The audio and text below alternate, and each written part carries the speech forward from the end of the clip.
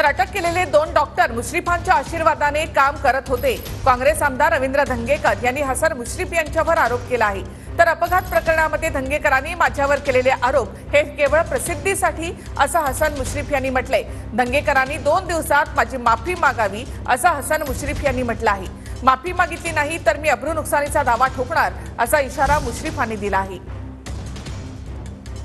सरकारला जागे आणण्याचं काम पुणेकर करतील, देशातली लोक करतील। हा प्रचंड घोटाळा आहे। हा अजय तावरे एक दिवसाचा ना, हा अजय तावरे वर्षानुवर्षे रक्तगट बदल, रिपोर्ट बदल आणि ह्याचा गोरच धंदा हा तिथं।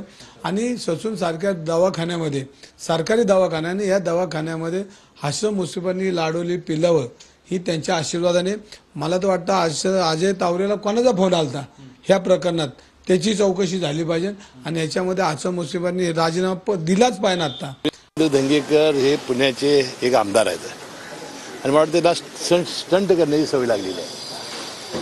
त्यांनी कदाचित माझी माहिती घेतली नसावी। मी आत्ताच मुलाखत दिली आणि सांगितलं की 2 दिवसाच्या आत तुम्ही माफी मागा, मी बदनामीचा दावा दाखल करेन जर माफी मागितली नाही तर। आता मला सांगा, धंगेकरनी कदाचित माझी माहिती घेतली नसावी, त्यांनी माहिती घ्यावी आणि येणाऱ्या या लोकसभेत त्यांचा पराभव होणार आहे त्यांना माहिती झाल्यामुळं विनाकारण ही स्टंटबाजी करत असावेत असं माझं आता मत झालेलं आहे।